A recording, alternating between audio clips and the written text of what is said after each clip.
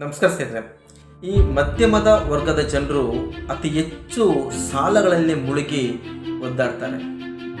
ತಿಂಗಳಿಗೆ ಸಂಬಳ ಬಂದ ಕೂಡಲೇ 2 ದಿನದಲ್ಲಿ ಆ ಸಂಬಳ ಎಲ್ಲ ಖಾಲಿಯಾಗಿ 3ನೇ ದಿನಕ್ಕೆ ಮತ್ತೆ ಸಾಲ ಮಾಡುವಂಥ ಸ್ಥಿತಿಗೆ ಬರ್ತಾರೆ. ನಮ್ಮ ದೇಶದಲ್ಲಿ 3 ರೀತಿಯಾದಂಥ ವಿಂಗಡಣೆ ಮಾಡಿದ್ದಾರೆ: ಶ್ರೀಮಂತರು, ಮಧ್ಯಮ ವರ್ಗದವರು, ಬಡವರು. ಇಲ್ಲಿ ನಿಜವಾಗಿಯೂ ಶ್ರೀಮಂತರು ಯಾರು, ನಿಜವಾಗಿಯೂ ಬಡವರು ಯಾರು, ನಿಜವಾಗಿಯೂ ಮಧ್ಯಮ ವರ್ಗದವರು ಯಾರು ಅಂದರೆ ಶ್ರೀಮಂತರದ್ದು ಬಿಟ್ಬಿಡೋಣ, ನಾವು ಯಾವ ರೀತಿ ಇದ್ರೂ ಕೂಡ ಅವ್ರದ್ದು ನಡೀತಾರೆ. ಆದರೆ ಈ ಮಧ್ಯಮ ವರ್ಗದವ್ರದ್ದು ಬಡವ್ರದ್ದು ಕಂಪೇರ್ ಮಾಡ್ತಾ ಹೋದಾಗ ಬಡವರಂತ ನಾವು ಏನು ಕರಿತೀವಿ ನಿಜವಾಗಿಯೂ ಅವರು ಮಧ್ಯಮ ವರ್ಗದವರು ಆಗಿದ್ದಾರೆ. ಮಧ್ಯಮ ವರ್ಗದ ಜನತೆ ಅಂತ ನಾವು ಏನು ಕರಿತೀವಿ ಅವರು ನಿಜವಾಗಿಯೂ ಬಡತನದಲ್ಲಿ ಮುಳುಗಿದ್ದಾರೆ, ಅವರೇ ಬಡವರಾಗಿದ್ದಾರೆ. ಕಾರಣ ಇಷ್ಟೇ, ಒಬ್ಬ ಬಡವನಾದವನು ನಾನು ಬಡವ ಅನ್ನುವ ಮೈಂಡ್ಸೆಟ್ಟಿಂದ ಅವನೊಂದು ಚೌಕಟ್ಟು ಹಾಕೊಂಡು ಆ ಚೌಕಟ್ಟಿನ ಒಳಗೆ ಅವರು ಜೀವನವನ್ನು ಮಾಡ್ತಿರ್ತಾರೆ.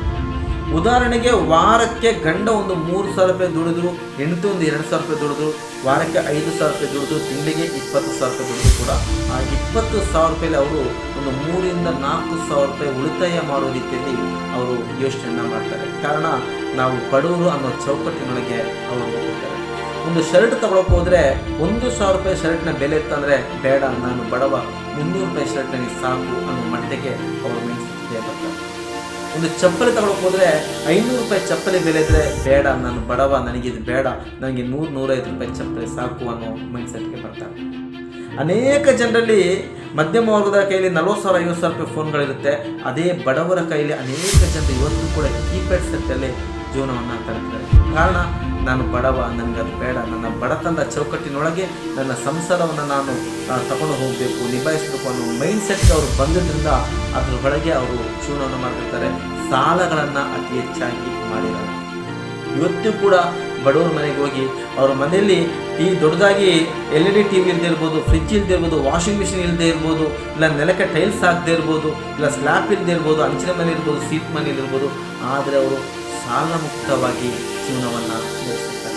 ನಮಗೆ ಬಂದಂಥ ದುಡ್ಡಿನಲ್ಲಿ ಎಷ್ಟು ಕಮ್ಮಿ ಖರ್ಚು ಮಾಡೋಕ್ಕಾಗುತ್ತೋ ಅಷ್ಟು ಕಡಿಮೆ ಖರ್ಚುಗಳನ್ನ ಮಾಡಿಕೊಂಡು ಸಣ್ಣ ಪುಟ್ಟ ವಿಚಾರಕ್ಕೋಸ್ಕರ ಸ್ವಲ್ಪ ದುಡ್ಡನ್ನು ಎತ್ತಿಟ್ಕೊಂಡು ಒಂದು 5,000-4,000 ಎತ್ತಿಟ್ಕೊಂಡು ಆ ಜೀವನ ಮಾಡುವಂಥ ನಿಟ್ಟಿನಲ್ಲಿ ಅವರ ಜೀವನವನ್ನು ರೂಪಿಸ್ಕೊಂಡಿರ್ತಾರೆ. ಕಾರಣ ಅವರ ಮೈಂಡ್ಸೆಟ್ ಮಾಡ್ಕೊಂಡಿರ್ತಾರೆ, ನಾನು ಬಡವ, ನಾನು ಈ ರೀತಿ ಜೀವನವನ್ನು ಮಾಡಬೇಕು ಅಂತ. ಅದೇ ಮಧ್ಯಮ ವರ್ಗದ ಜನತೆಗೆ ಬಂದಾಗ ಮಧ್ಯಮ ವರ್ಗದವರು ಸೋಲೋದು ಎಲ್ಲಿ ಸೋಲ್ತಿದ್ದಾರೆ ಅಂದರೆ ತೋರುವಿಕೆಯ ಜೀವನದಲ್ಲಿ ಸೋಲ್ತಿದ್ದೀವಿ, ಇರುತ್ತೀವಿ. ಈ ತೋರುವಿಕೆ ಜೀವನ ಏನಂದರೆ ಕಾಂಪಿಟೇಷನ್ಸ್. ಅವನು ಬರ್ತ್ಡೇನ ತುಂಬ ಗ್ರ್ಯಾಂಡಾಗಿ ಸೆಲೆಬ್ರೇಟ್ ಮಾಡ್ದ, ಅವನಿಗಿಂತ ಗ್ರ್ಯಾಂಡಾಗಿ ನಾನು ಸೆಲೆಬ್ರೇಟ್ ಮಾಡಬೇಕು.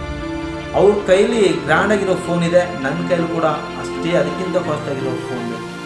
ಅವನು ಉತ್ತಮವಾದಂಥ ಬಟ್ಟೆ ಆಗ್ತಾ ಅವನಿಗಿಂತ ಚೆನ್ನಾಗಿರೋ ಬಟ್ಟೆ ನಾನು ಹಾಕ್ತೀನಿ. ಅವನು ಉತ್ತಮವಾದಂಥ ಬೈಕ್ ತಗೊಂಡು ಅದಕ್ಕಿಂತ ಉತ್ತಮವಾದಂಥ ಬೈಕ್ನ ನಾನು ತಗೊಳ್ಬೇಕು. ಈ ತೋರುವಿಕೆಯ ಜೀವನದಲ್ಲಿ ಮಧ್ಯಮ ವರ್ಗದವರು ಸಂಪೂರ್ಣವಾಗಿ ಇವತ್ತು ಸಾಲಗಳ ಒಳಗೆ ಮುಳುಗಿ ಆ ಸುಳಿಯಲ್ಲಿ ಸಿಕ್ಕಾಕೊಂಡು ಒದ್ದಾಡೋದನ್ನು ನಾವು ನೋಡ್ತಿದ್ದೇವೆ.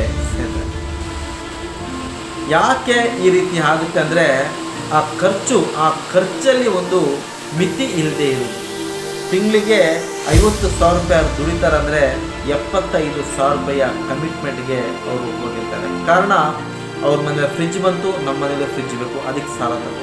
ಅವ್ರ ಮನೇಲಿ 52 ಇಂಚ್ TV ಬಂತು, ನಮ್ಮ ಮನೇಲಿ 52 ಇಂಚ್ TV ಬೇಕು, ಅದಕ್ಕೆ ಸಾಲ ತಗೋ. ಅವನು ಐಫೋನ್ ತಗೊಂಡ, ನನಗೂ ಐಫೋನ್ ಬೇಕು, ಅದಕ್ಕೆ ಸಾಲ ತಗೋ.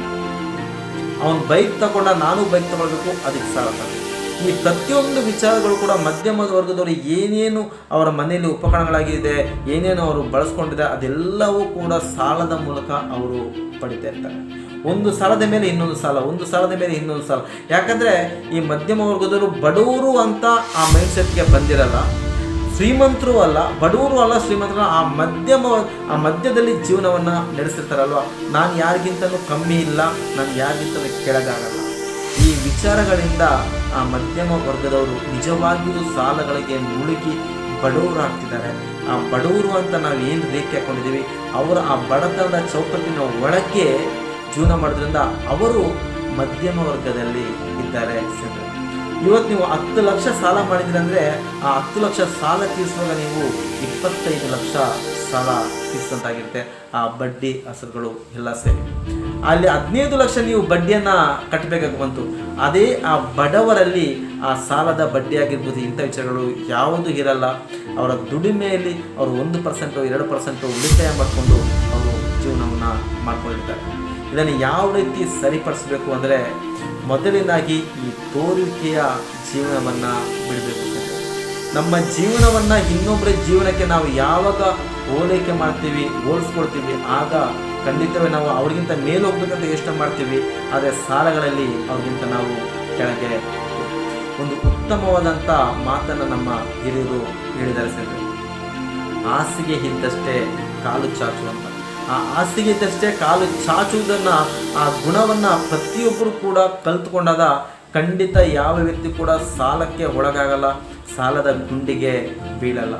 ಅದಕ್ಕೂ ಮೇಲ್ಪಟ್ಟು ಜೀವನದಲ್ಲಿ ಕನಸುಗಳು ಇರಬೇಕು. ಆ ಕನಸುಗಳನ್ನು ಈಡೇರಿಸ್ಕೊಳ್ಬೇಕು. ಆ ಕನಸುಗಳನ್ನು ಈಡೇರಿಸ್ಕೊಳ್ಬೇಕಂತ ನಾವು ಪ್ರಯತ್ನ ಪಡಬೇಕು ಹೊರತು ಆ ಕನಸುಗಳನ್ನು ಈಡೇರಿಸ್ಕೊಳ್ಬೇಕಂತ ಸಾಲ ಮಾಡಬಾರ್ದು. ಸಾಲಗಾರರಾಗಿ ಆ ಕನಸುಗಳನ್ನು ಈಡೇರಿಸ್ಕೊಳ್ಬಾರ್ದು. ನಾವು ಕಷ್ಟಪಟ್ಟು ದುಡಿದು ಮೇಲೆ ಬಂದಂಥ ಉಳಿತಾಯದ ಹಣದಲ್ಲಿ ನಾವು ನಮ್ಮ ಕನಸುಗಳನ್ನು ಈಡೇರಿಸ್ಕೊಳ್ಳೋದನ್ನು ಕಲಿತಾಗ ಖಂಡಿತವಾಗಿಯೂ ಕೂಡ ಈ ಸಾಲದ ಸುಳಿಯಲ್ಲಿ ಯಾರು ಕೂಡ ಬಿಡಲ್ಲ ಸರ್. ಸಾಲ ಅನ್ನೋದು ಕ್ಯಾನ್ಸರ್ ರೋಗಕ್ಕಿಂತನೂ ಕೆಟ್ಟದಾದದ್ದು. ಒಂದು ವೇಳೆ ಕ್ಯಾನ್ಸರ್ ರೋಗ ವಾಸಿ ಆಗ್ಬೋದು, ಈ ಸಾಲದ ಕಾಯಿಲೆ ವಾಸಿ ಆಗೋಕ್ಕೆ ಸಾಧ್ಯನೇ ಇಲ್ಲ ಸರ್. ಆ ಸಾಲ ಮಾಡಬೇಕು ಅನ್ನೋ ಮನೋಭಾವನೆ ನಮ್ಮಲ್ಲಿ ಇರುವುದು. ದಯವಿಟ್ಟು ಯಾರೂ ಕೂಡ ಈ ತೋರಿಕ ಜೀವನಕ್ಕೆ ಒಳಗಾಗಿ ಅತಿ ಹೆಚ್ಚು ಸಾಲಗಳನ್ನು ಮಾಡಿಕೊಂಡು ಆ ಸಾಲದ ಸುಳಿಯಲ್ಲಿ ಸಿಕ್ಕಾಕೊಳ್ಳೋದು ಬೇಡ. ನಮ್ಮ ಹಿರಿಯರು ನೀಡಿದಂಥ ಮಾರ್ಗದರ್ಶನ, ಹಾಸಿಗೆ ಇದ್ದಷ್ಟೇ ಕಾಲು ಚಾಚು, ಅದರಲ್ಲಿಯೇ ನಾವು ಬದುಕೋದನ್ನು ಕಲಿತು ನೆಮ್ಮದಿಯಾದಂಥ ಜೀವನವನ್ನು ಸಾಗಿಸಬೇಕು ಅನ್ನೋದೇ ನನ್ನ ಉದ್ದೇಶವಾಗಿದೆ ಸ್ನೇಹಿತರೆ. ಇಂಥ ಅನೇಕ ಉತ್ತಮ ವಿಚಾರಗಳನ್ನು ಈ ಚಾನಲ್ ಮೂಲಕ ನಿಮ್ಗೆ ತಿಳಿಸ ಬರ್ತೀನಿ. ದಯವಿಟ್ಟು ಚಾನಲ್ನ ಸಬ್ಸ್ಕ್ರೈಬ್ ಮಾಡಿ.